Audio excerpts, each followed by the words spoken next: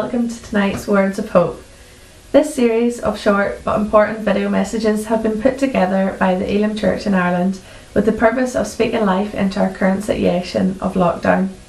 The series has been airing every Sunday night at 7:30 for the month of May. If you've missed any, you can go back and catch up on our Facebook page. My name's Peter and this is my wife Gemma, and we go to Ballymena Elim Church. And can I just encourage you, if you're watching this, to share it on your Facebook page, or if you're an administrator of your church page, to please share it and use it as a tool to reach your family and friends with these words of hope. We're really pleased to introduce tonight's speaker, who is Pastor Darren McClatchey. Darren and his wife Lauren recently planted a church in Dublin, which is called Capital City Dublin, and tonight he's going to be sharing a word about freedom. Stick around after the video as we will be hosting a Q&A with Darren and some other panel members. We recently just moved house to Dublin, and actually where we've got our house there is a beach nearby, and so we take the dog down to the beach. Previously, anytime I ever took the dog out, I took him out on the lead, but we got one of those leads, you know, that like extends way out and then gets to a point and like pulls him, and then he just would come back in and he could run about a little bit. And whenever we moved here, I decided I was going to try and like take him off the lead, but my problem is that he's like a bit daft and would just like run off and wouldn't think to come back, and so I was really nervous about this. So we found this like secluded little beach, and I thought I'm gonna let the dog off and we'll see what happens. And so here I am, treats in pocket, ready to go, let the dog off, and he starts to run. And I was like, this is great, look, he's so good. But what I did notice was that he would run so far and then almost like slow down a little bit and then run again. And so he'd run so far, slow down a little bit, and then just start running again. And what I was kind of watching for a while trying to work it out, and what I realised was that he would run to the point of his lead, where his lead would normally stop him, and then realise that the lead wasn't there, and then would run on. And I guess it got me thinking around all of the years that I walked the dog on the lead, not off the lead. He could run about and almost had like an illusion of freedom, but wasn't really actually free. And one of the things that this season of lockdown has really brought to the forefront of us all is this idea of our freedoms, like what makes us free. We've seen lots of comments on social media, we've seen it on lots of different platforms, heard people talking about it on the news, about how our freedoms have been restricted, how our freedoms might have been taken away, how our freedoms have been pulled back. But then I just got thinking, are those actually the things that make me free? Like if I can go to the shop when I want and visit who I want and go where I want and drive where I want and exercise where I want and go on holidays when I want with whoever I want, am I free? Like, what is the source of our freedom? What are the things that make us feel free? And then what are the things that actually make us free? I would argue that lots of the things that we claim are our freedoms, or even at times people talk about their rights, are actually just an illusion. It's almost like my dog on the lead. He feels free to a point, but when we get to the end of that, then all of a sudden I just don't feel free anymore. It's like I've had this run of something and it's felt great, but all of a sudden I'm at the end of it and now I feel like I'm stuck again. I'm back to questioning things, I'm back to trying to understand, and I might come back a bit and try to run another direction to try and find true freedom, but then I just get stuck again and I have to come back. I mean, surely the word freedom would suggest to us all that we were actually once bound to something, actually once caught in something, and would now be free from that. Romans 6 would teach us that humanity, that us, that you, that me, that we're actually slaves to sin, that we were born bound to sin, that we were created in sin. It's all we know, it's all we've known, and so it feels normal because it's what we've always known, but actually we're bound and we need to find freedom. And it's inclusive of us all, because Romans 3:23 would tell us that all has sinned and fall short of the glory of God. And all is a pretty inclusive word. It includes you and it includes me, so none of us get away from it. None of us are born free. All of us are born trapped. And if we're born trapped, then we need to find the source of our freedom. And the problem that we have with our sin is that there's no way in ourselves that we can beat it. There's no way in ourselves that we can get past it. There's nothing in me that would be strong enough or good enough to overcome it on my own. Left on my own, I would be born a slave to sin and I would die a slave to sin. But I'm so grateful for the truth that freedom is an option for us, that we don't have to die a slave to sin. We can die to sin, to be free from sin, but freedom is an option for you and freedom is an option for me. The Bible teaches us that when we couldn't beat sin on our own, that God would send his Son, Jesus Christ, who would pay the price for our sins. He would break those chains that held us to it, and he would set us free. Jesus would come to offer us true freedom. Freedom that we couldn't work for, freedom that we couldn't get on our own, freedom that we couldn't earn on our own. Jesus would offer freedom to us. And so what does freedom really look like? I would argue with you that it's not going to the shop when you want, or hugging who you want, or walking beside someone at a distance less than 2 meters. That's not what it means. I would argue that freedom isn't visiting your family or your friends, or traveling where you want, or walking around where you want. But what if it looked more like freedom from guilt, and freedom from shame, and freedom from anxiety, and freedom from fear, and freedom from addiction, and freedom from selfishness, and freedom from our past mistakes, and freedom from all of those things, the turmoil inside of us? What if freedom really looked like that? And that's what Jesus comes to do for us, to set us free. And it's not a freedom to a point, because the Bible teaches us in John 8:36 that if the Son sets you free, then you are truly free. That means it doesn't really matter what goes on around me. It doesn't matter what restrictions a government puts in place. It doesn't matter where I end up in this world. It doesn't matter what other people might say or do to me. That doesn't impact my freedom. That doesn't lessen my freedom, because the Son sets me free. And who the Son sets free is free. He's free indeed. The Son sets me free. Jesus Christ sets me free. And so it doesn't matter what goes on around me, because I am free. My freedom isn't measured by the outside and the external. My freedom is measured by the internal and what goes on inside of me. What the Son, what Jesus Christ has done for me. What I really love is that Jesus doesn't just free us from things, but Jesus frees us to things. It's not just oh, you're free from all the bad stuff in your past, but actually for your future, you're free as well. He frees us from, yes, but he also frees us to. He sets us free.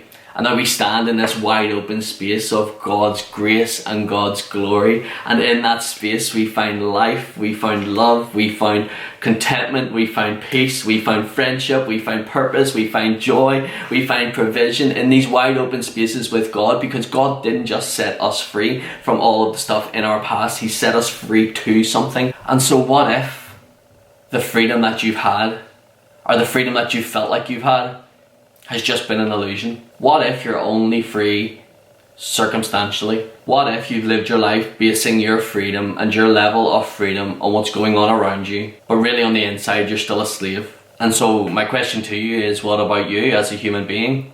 Are you free? Because Jesus is the source of our freedom, and that freedom is offered to you today. And so you have a choice.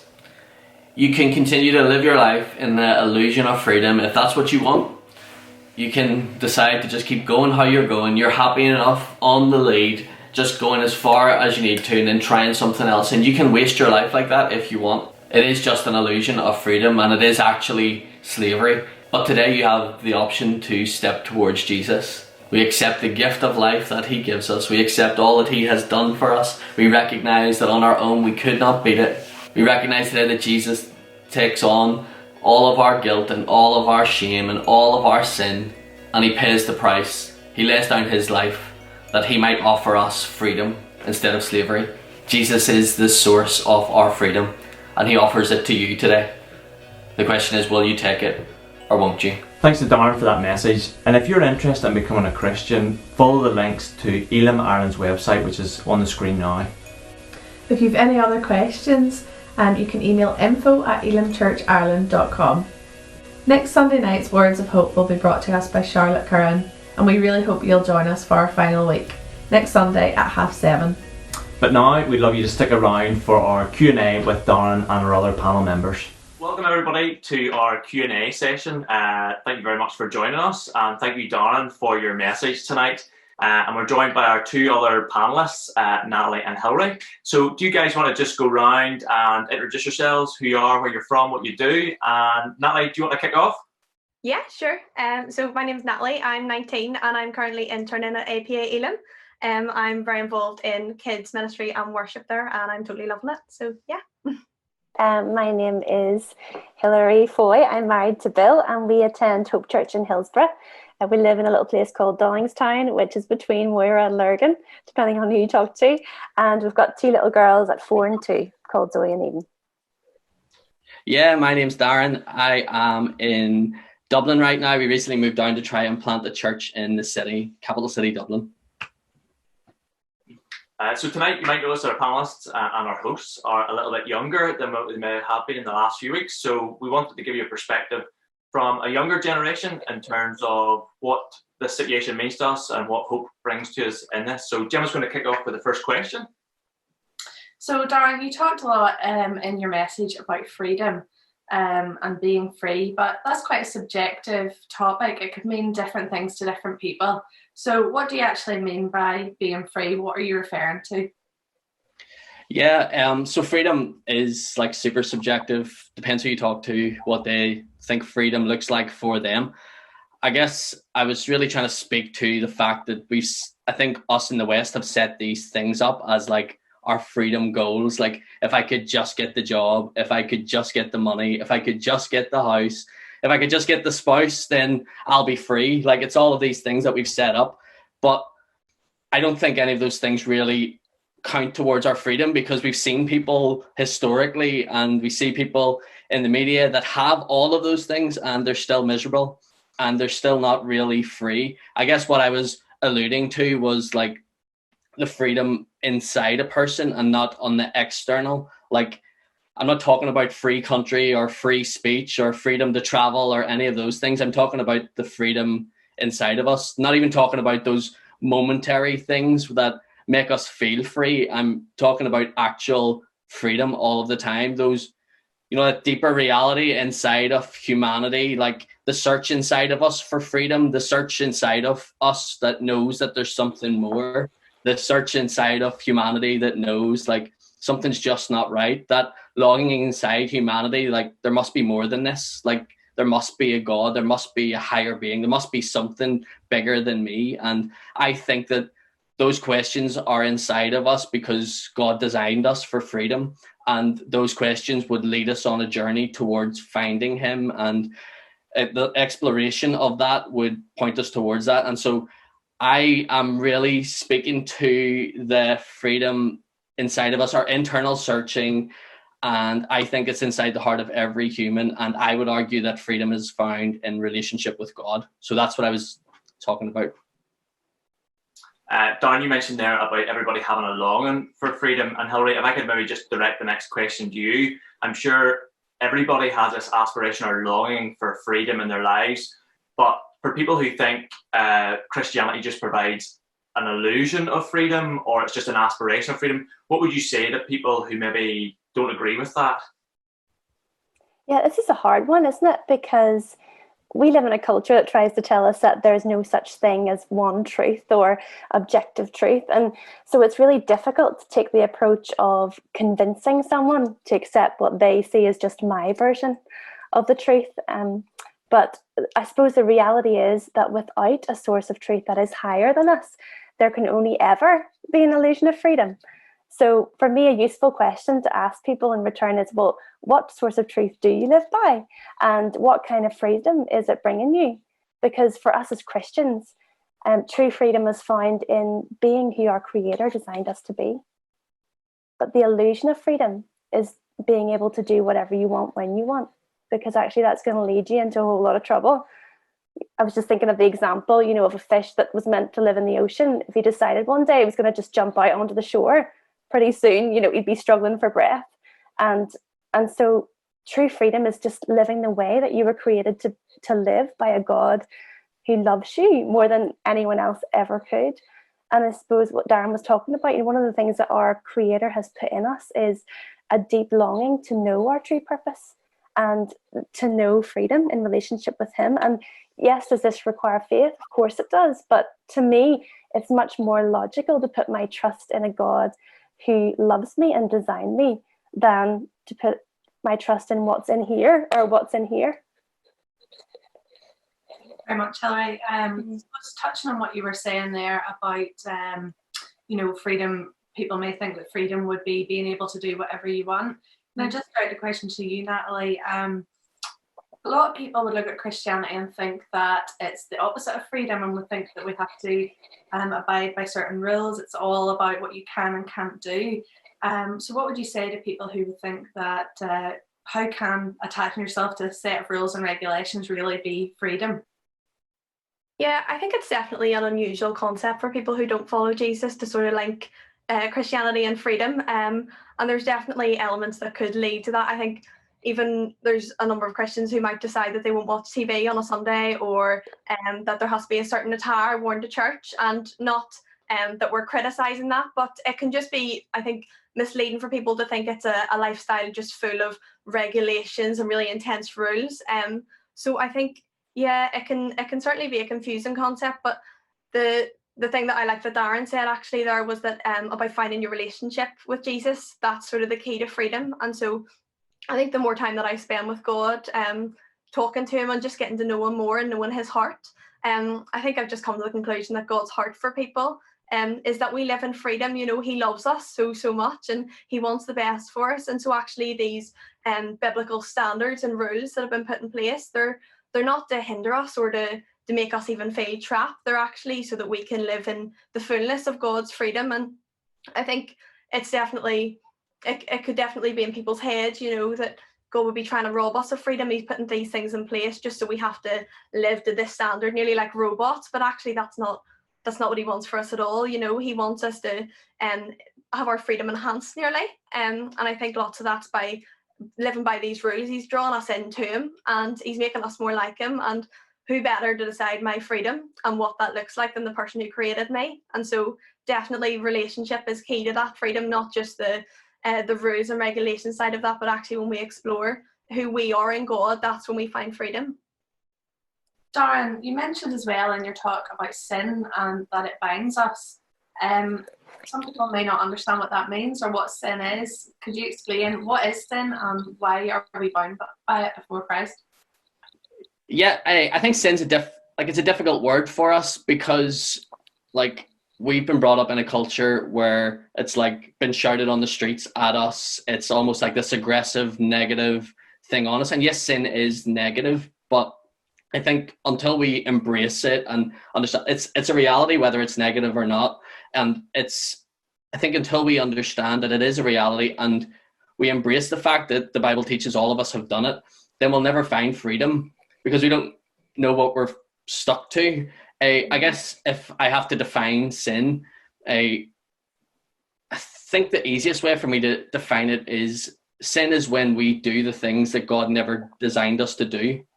Like, sin is when we live in a way that God never designed us to live. Like, God has plans and purposes and they're good for us. And whenever we live contrary to that, then it's sin.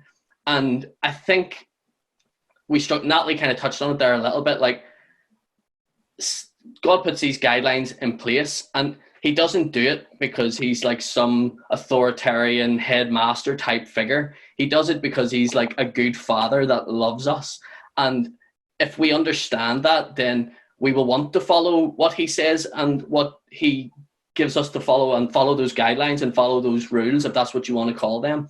And he puts those in place because he knows what's best for us. Like a parent puts things in place for their kid, like, don't do this, do this, because they know what's best for them, even when they don't understand it, and even when they can't see it, and even when it makes sense, that just makes no sense to them, then they follow it because God is a good father, and we need to understand him if we want to understand sin and freedom well. I guess a good analogy that I have for it, for like people getting trapped in it, it's kind of like a web, you know, like a spider's web.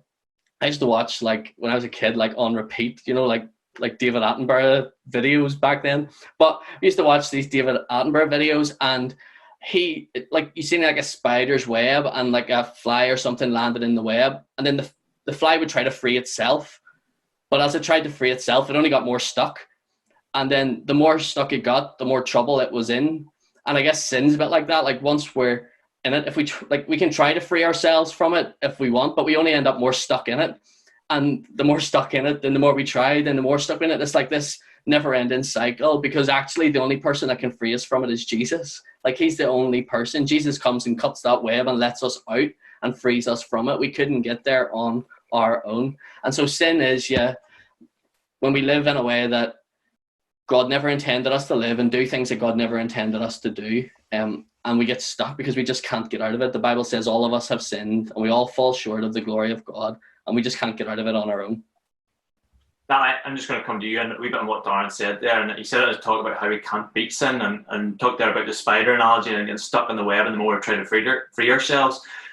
In terms of people who are maybe out there trying to help themselves improve their lives, or maybe are struggling with addictions and trying to battle them by themselves, and if they hear that tonight and think, well, I can't beat sin, what's the actual point of trying? What would you say to them? Yeah, sure. I think it's really important to highlight that not one of us are perfect at all. And in fact, the only one that I know is perfect is Jesus. And I would definitely argue that while we're not going to achieve that perfect life by ourselves, that anything that is unhealthy and that could actually stop you from experiencing this freedom of God that we're chatting about, to try and make some effort to cut that out is definitely worthwhile. I think the more stuff that we let get in the way of us meeting with God and getting to know him better, things like addictions or even just poor lifestyle habits and choices that we could maybe try and avoid, I think is definitely important to sort of put them out of the way and to make room that we can focus on God and who he is. And obviously that's so much easier said than done. There's so many people I know that are my age even that are struggling with addictions that seem like they could be going on for someone much older, that are nearly beyond their years of handling. And so I think it's easier to say it than for them to actually practice that. But what I love about God is that I don't have to have anything all together and sitting perfect when I go before him, that actually I can just go as myself, and that is part of that freedom of relationship of knowing him, that I can just come as exactly as I am with all of my flaws and my issues, and I bring them before God. So I think definitely to try and put those out of the way, but not to let that stop you at all from coming before God and experiencing this freedom that we're talking about. So yeah, definitely the less distractions that we have in place make it easier to have this relationship with God and experience all that he has planned out for us. He wants more than the very best for us. So it's definitely a step in the right direction to meeting with God, and having even these addictions or habits that we might even consider a temporary escape. It's only temporary. The freedom of God is eternal and everlasting. And so that's something that we need to keep the forefront of our mind. And I know that I would rather pursue something that is eternal and long lasting rather than something that's only temporary. Thanks, Natalie. Hilary, there's something I want to go on to that sort of Natalie's touched on a bit there about how as Christians we still are imperfect. We still can be selfish and do things wrong, feel shame and guilt and be anxious or fearful. Darren was saying in his message that Jesus could set us free from many things. So as someone listening to that who maybe isn't a Christian, they may be thinking, what has Jesus set them free from if they're still experiencing all these emotions and things going on in their lives and still maybe doing things wrong? So explain just what exactly it is Jesus sets people free from, for people who may think it's not working very well by looking at some Christians. Yeah, sure. This is a really important question, and I suppose how I would answer it and how I've been thinking about it is that the Christian life is a journey into the freedom that we've already been given. And I'm a mum to 2 girls, as I said before, and this last Christmas we got them guinea pigs. And up until a month ago, Bobby and Blake lived in a little cage inside our house. But that got not ideal because the smell and the mess of them was not brilliant. So my father-in-law made them a little hutch with a massive run attached to it. And of course, we thought these guinea pigs would have been right out into that run after being in the small space for so long. But 3 weeks on, they were still hiding in the hutch. And we had to coax them out with carrots and gently guide them out of there and encourage them to explore their new surroundings. And, you know, as Christians, our sure and certain hope is that Jesus dealt with all of our failures and fears and addictions forever, once for all on the cross. But we're imperfect people. Just like Natalie said, you know, just like anybody, we struggle with stuff and we need God's help to guide us into the freedom that we've already been given. And he reveals to us those confined spaces, those little boxes that we're living in, and he helps us to walk out of them into release and acceptance and joy and peace and new hope in him. And there's a verse I love in the Psalm 18, that says, he brought me out into a spacious place. He rescued me because he delighted in me. And for me, that spacious place has been freedom from perfectionism, from being stuck in a box of my own high standards for years and years. But Jesus has guided me out of that place, and he's gently encouraged me to try new things, not to be paralyzed by fear anymore. And it's brought a wonderful freedom to my life, because Jesus not only secures my freedom, he guides me into it. And I suppose that's the good news for Christians and people who don't believe in Jesus. It's good news for us all. Hilary, just coming back to you then, for someone who's maybe living a life who's not a Christian but finds purpose and joy and peace in it, what would you say to them that, in terms of their thought process, that would be different from us as Christians? Okay, so I would probably say to someone like that becoming a Christian isn't actually about adding good feelings to an already happy or nice life.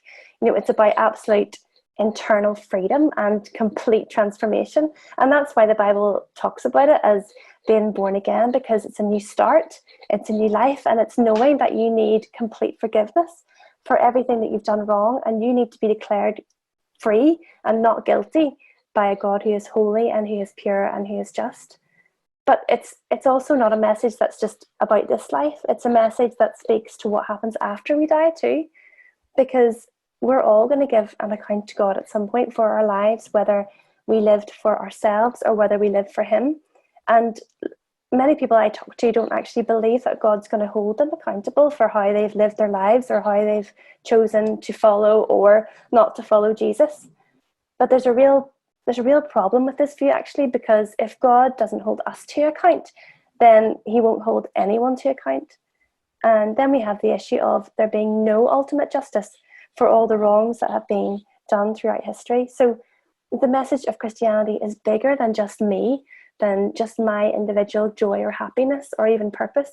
It's about freedom of the whole of humanity from God's judgment, and also an eternity free from the presence of everything that is wrong with this life. Natalie, could I just ask you personally, what does being a Christian mean to you? What would you say to anyone who's watching this who isn't a Christian? Yeah, I think one of the really significant things about being a Christian for me is being loved and wanted, like beyond my understanding, more than I could even get my head around. That's how much God is really head over heels in love with me. And I think for some people that might be an unusual thing for them. I obviously don't know everybody's background stories, what home life they're going through, but there are people who don't feel wanted. And so what I would say is that God wants you beyond your understanding, more than you can ever comprehend. He is head over heels in love with you, and he wants a relationship with you. He desires that with you. I spend every day living in constant amazement of who God is. There's so many things I just can't get my head around. God is total peace for me. He's comfort, he's generous, he's really gentle. He's creative and he's powerful, and he's so much more. Like, I don't even have the words for God most of the time. But yeah, the more I get to know him, the more I spend time with him, the more that I fall in love with him as well. And I know obviously we were chatting about maybe some of the sacrifices, I guess you'd call them that, and even giving things up for God, the rules or the commands that he's given us that Christians try to follow. But I think, well, actually, I know that God's so worth it. He's worth giving things up for, and in fact, I don't think I give enough up for him. And so that's a challenge, but it's something exciting to strive towards. And then the other element I would sort of add to that is I feel responsible that other people should know about God, but it's only because, honestly, God's too good for me to keep to myself. I can't keep him to myself. He's so exciting. He's everything that I've said and far, far more. And so, yeah, I love having a relationship with God. And so what I would say to people who don't follow Jesus, who don't know him, and who aren't maybe getting to know him in that way at the minute, if you don't have a relationship with God, I promise you that it's so worth it. There's nothing that I've experienced that could come close to it. And even if I could use all my words, it couldn't possibly show off enough who God is. He's just incredible and is literally beyond my own description. I don't have words for him. So yeah, and to experience the freedom that we've chatted about tonight is something that I would encourage everyone to try and look into and pursue for yourselves. That's great, Natalie. Thank you very much. That leads us greatly into our next question to Darren. Darren, you talked in your message about taking a step towards Jesus. What does that mean to somebody listening tonight? And if somebody wanted to know more about following Jesus and find that freedom in him, how would they do that? Yeah, I think one of my favorite things about God is that God, like, he's not after robots. Like, he's after, like, relationship with us. He's not forcing anyone into anything. He just, like, offers it to us. And I guess if I could describe it, it was like this massive, like, journey, like this massive chasm that we couldn't ever bridge and we couldn't ever get across. But God has done, like, all of the journey except that last step. And that last step is all he asks of me. So I kind of picture in my mind, like, Jesus has done all of that. Like, he died for us, he paid the price for our sin, and he's done all of that journey, and then it's just on me for the last step. And I guess I like to picture him, like, standing there, arms open wide, just, like, waiting on me or waiting on people to come to him. And I guess when I talk about the last step or stepping towards him, like, that's in my mind what I'm picturing. Like, Jesus has done all of this for you, and now it's just up to you for the last step. And I guess the reality is then I can choose as a human being, am I going to take it or am I not? Like, I can take the step towards him, or I can turn around and try to do the journey on my own. It's entirely up to us as individuals, because God's not after robots. He's after relationship with us. And really, it's honestly, like, so simple. I guess whenever I first ever started to think about Jesus, I thought it was really difficult. Like, maybe if I could do this in the right way at the right time, I could maybe start to impress God, and then, maybe he'd be happier with me then, and maybe he'd love me more then, and maybe then I could step towards him. But, like, there's nothing we can do to make God love us more. And so all it takes from me is to step towards him. Like, and I would say, like, if that's something that somebody wants to do, it's honestly just as easy as just talk to him. Like, he's there, he's listening, he's so close, he's so interested in all of us, and so interested in whoever's listening and whoever's thinking about that. Regardless of whether you feel like he is or he's not, he's right there, and all he's waiting on you is to just speak to him. It's as simple as, God, I want to give my life to you. Jesus, I'll accept all that you've done for me. Like, the night I gave my life to God, my prayer, I guess I didn't know it was a prayer at the time, was like, Jesus, if you were real, I would follow you. That was it. Like, that was it. I was in.